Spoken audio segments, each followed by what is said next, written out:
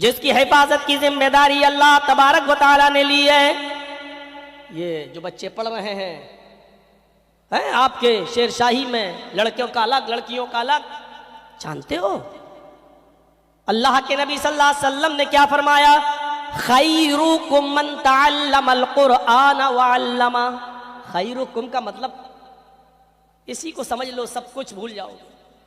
خیرکم، آئے پوری دنیا کے مسلمانوں سنو، اس میں سب شامل ہیں.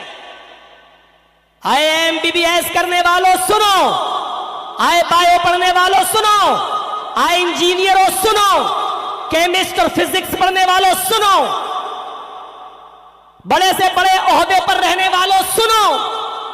یہ تعلیم جو تم نے پڑھی ہے، کیمسٹری، فزکس، بایو، میتھ، یہ غلط نہیں ہے، یہ ناجائز نہیں ہے، یہ حرام نہیں ہے، لیکن خیرکم من تعلم القرآن وعلمہ، تم میں سب سے بہتر لوگ وہ ہیں جو قرآن کو خود سیکھتے ہیں اور دوسروں کو سکھاتے ہیں. ایک عیسائی نے جو بہت بڑا سائنٹسٹ تھا، غور کیجئے، اس نے قرآن کو پڑھا تو قرآن کو پڑھنے کے بعد اس نے ایک کتاب ہی لکھ ڈالی، اسلام، بائبل اور قرآن. اسلام سائنس، اسلام بائبل اور قرآن سائنس کی روشنی میں، سائنس کی روشنی میں اس نے ایک کتاب ہی لکھ ڈالی اور اس نے قرآن کریم کو اپنے سائنٹیفک تجربے سے بیان کر کے یہ بتایا کہ قرآن کے اندر کیمسٹری بھی ہے، قرآن کے اندر بایو بھی ہے، قرآن کے اندر فزکس بھی ہے، قرآن کے اندر میتھ بھی ہے. پڑھنے والا چاہیے.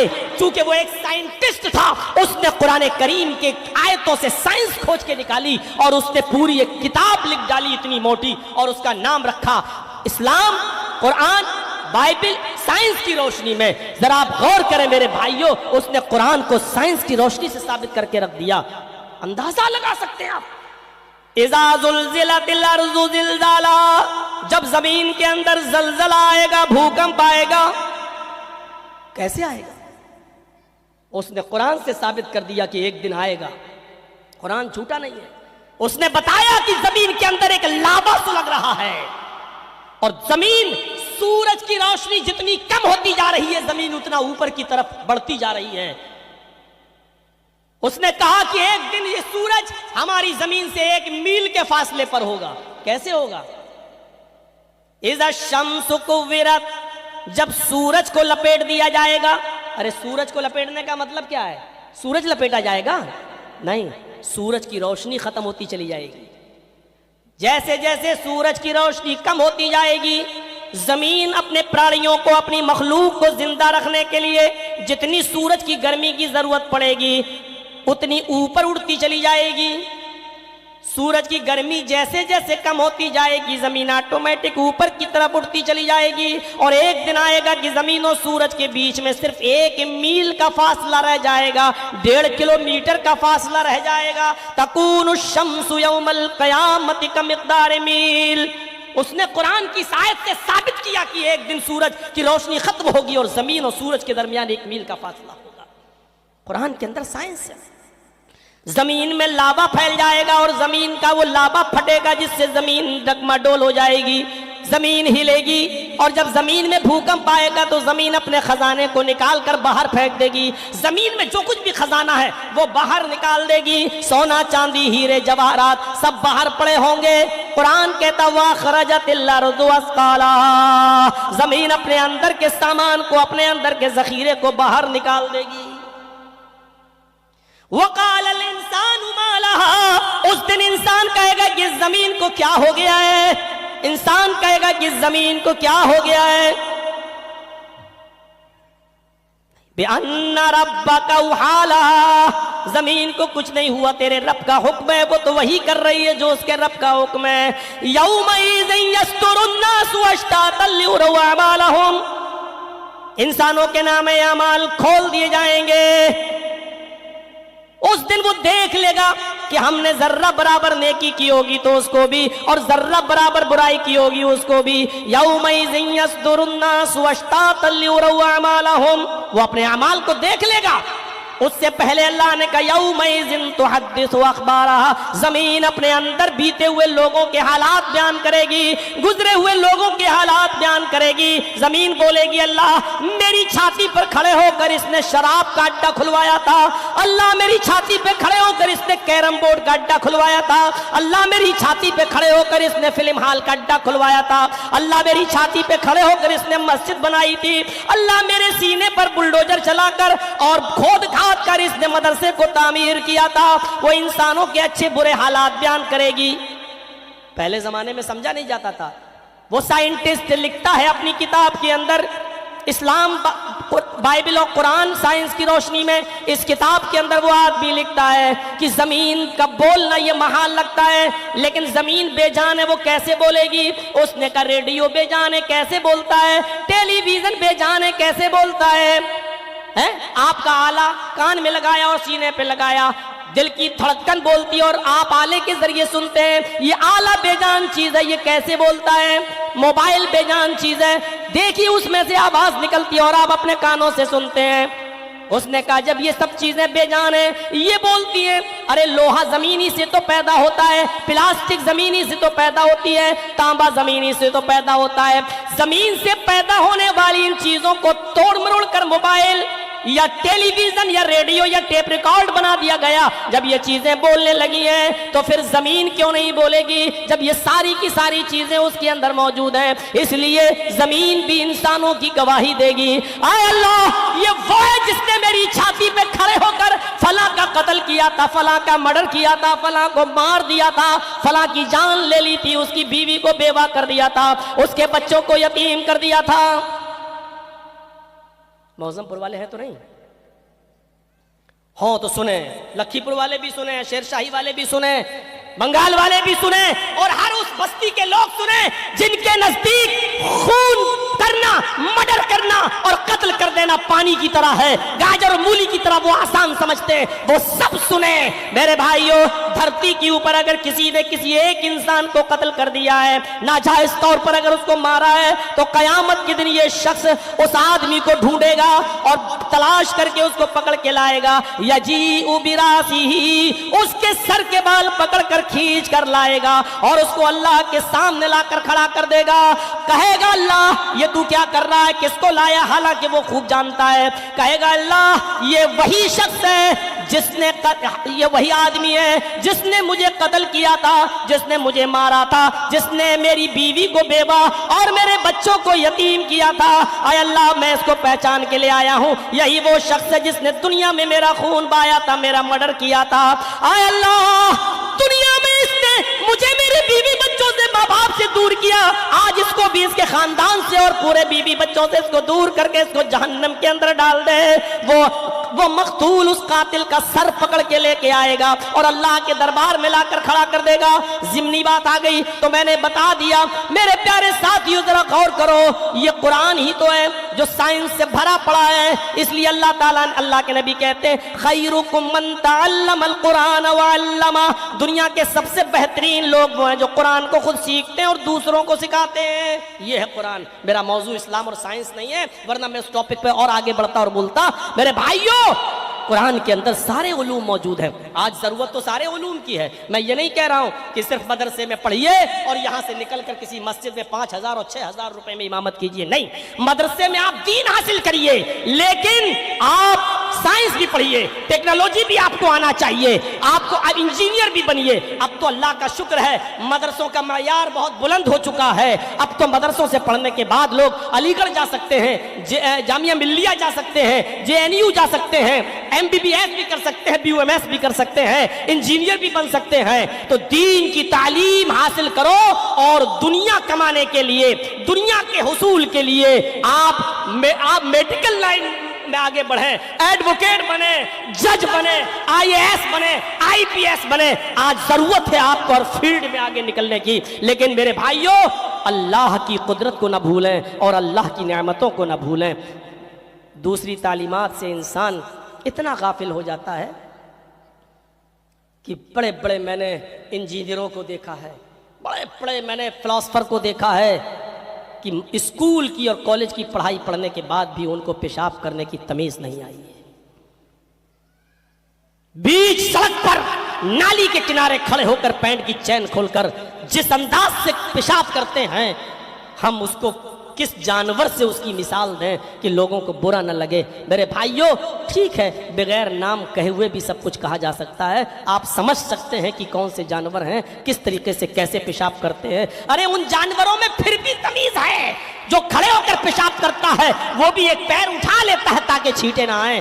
हमसे ज्यादा कम से कम पेशाब की छींटों से बचने की अकल उस जानवर के अंदर मौजूद है, लेकिन हम दोनों पैरों को जमीन पर रख के और पेशाब करते हैं कि उसकी छींटे हमारे कपड़ों पे आए। हमें यूनिवर्सिटी और कॉलेजेस की जिंदगी से इतनी भी तरबियत नहीं मिली। मेरे भाइयों, हम क्या आपको समझाएं कि मुअत्ता इमाम मालिक का वाक़या हमारे जहन में आता है कि एक औरत, एक सहाबिया, जिसके घर में एक बच्चा पैदा होता है, जब वो बच्चा पेशाब करता था, माँ उसकी शर्मगाह पर पानी डाल दिया करती थी। माँ उसकी शर्मगाह पर पानी डाल दिया करती थी। प्याला लिया पानी का और उसकी शर्मगाह को धुल दिया। वो बच्चा पानी पेशाब करता, माँ उसको धुल देती। जानता नहीं है, छोटा बच्चा है, पहला दिन था उसका, खड़ा हुआ, पेशाब लगा तो पानी का प्याला लिया और चलने लगा। माँ देख रही है कि देखें मेरा बेटा कहाँ जाता है। माँ देख रही है और बच्चा पानी का प्याला लेकर इस्तिंजा करने जा रहा है, पेशाब करने। वो बैठ जाता है नाली के किनारे घर के बाहर और पेशाब करता है। माँ पीछे से देख रही है कि देखें मेरा बेटा क्या करता है।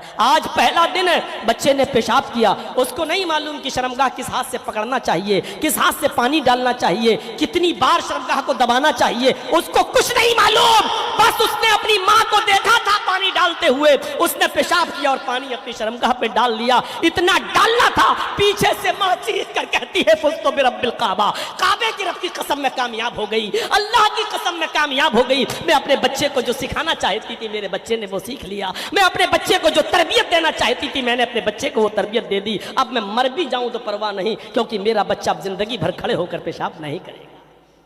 ये तरबियतें थी पहले ज़माने की माओं की। आज की माँ क्या तरबियतें देंगी, जिनकी बेटियां उन्हीं की आंखों के सामने इंस्टाग्राम पर और टिकटॉक पर वीडियो बनाती हो दुपट्टे उतार उतार कर। ये क्या तरबियतें देंगी अपनी औलाद को। हो सकेगा और मौका मिलेगा तो हम माँ बहनों के ऊपर कल बोलेंगे इंशाअल्लाह। आज तो थोड़ा सा चार चीज़ों की तरफ चलना भी, तो पहली चीज़ पर हम अटके हुए हैं। मेरे भाइयों, उतलू मा उहिया इलैका मिनल किताब, तिलावत, खैरुकुम मन तअल्लमल कुरान व अल्लमा। दुनिया में सबसे बेहतर लोग वो है जो कुरान को सीखते और सिखाते हैं। ये सबसे बेहतर लोग हैं। अब्दुल्ला इब्न अब्बास छोटे से थे, छोटे से हजरत उमर जब मजलिस शूरा बुलाया करते थे और बड़े बड़े सहाबा को जब बुलाते थे तो ये बच्चा भी आता था, हजरत अब्दुल्ला इब्न अब्बास। तो लोगों ने कहा, अय अमीरुल मोमिनीन, इनको क्यों बुलाते हो, ये बच्चा ये क्यों आता है, ये छोटा सा बच्चा। तो क्या जवाब दिया हजरत उमर ने, ये बच्चा आएगा, अगरचे उम्र में तुमसे छोटा है, लेकिन याद रखो कुरान का इल्म इसको सबसे ज्यादा है। हमने अल्लाह के नबी को ये दुआ करते हुए सुना है कि अल्लाह के नबी ने कहा था कि अय अल्लाह, कुरान तूने नाजिल तो मेरे ऊपर किया है, लेकिन कुरान की फिक्र, कुरान की समझ तू अता फरमा अब्दुल्ला को। अब्दुल्ला आएंगे इसलिए कि ये कुरान का इल्म सबसे ज्यादा रखते हैं। कुरान करीम के इल्म को सबसे ज्यादा रखने की वजह से मेरे प्यारे साथियों, हजरत उमर फारूक उनको अपनी मजलिस शूरा में, अपनी मीटिंग में बुलाया करते थे।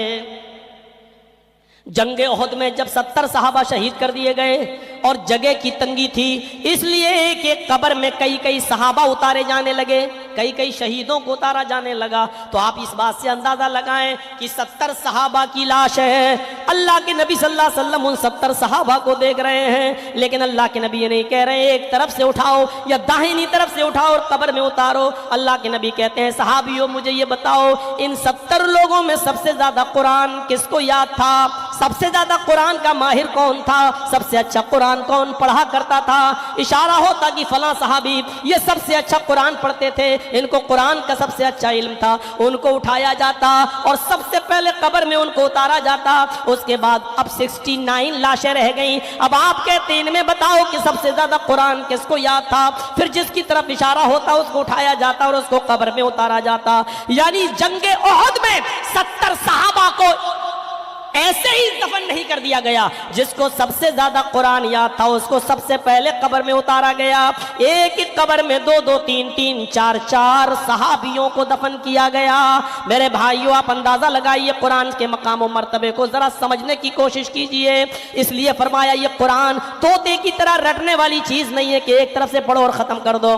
نہیں نہیں، یہ راجدھانی ایکسپریس نہیں ہے. اس کو سمجھ سمجھ کر پڑھیے اور جو لکھا ہے اس کے اوپر عمل کریے. چلیے ایک چیز ختم. اب آئیے دوسری چیز کی طرف.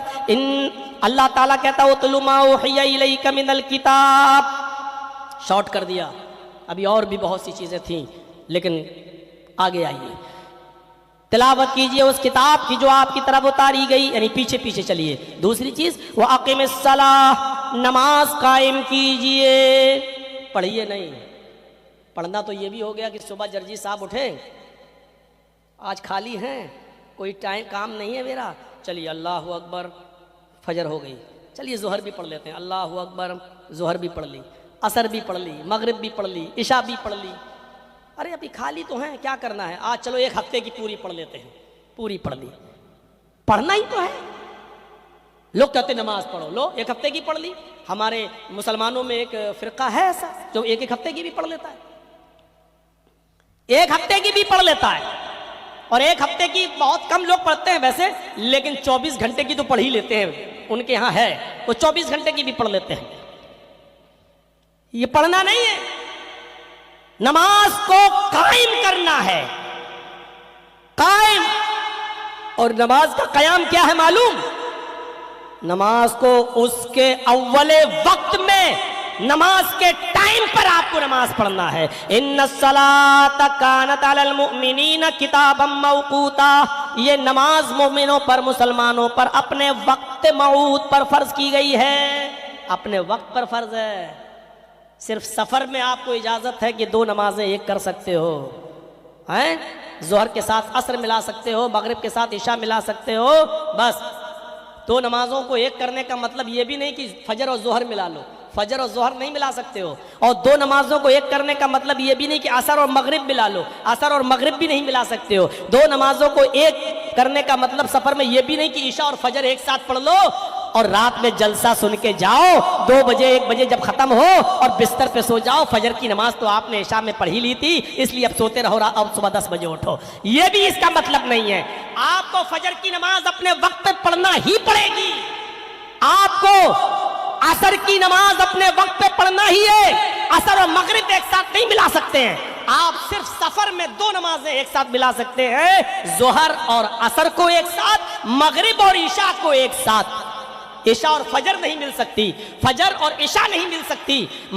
عشاء مغرب اور عشاء تو مل سکتی ہے لیکن عشاء اور فجر نہیں ملا سکتے ہو.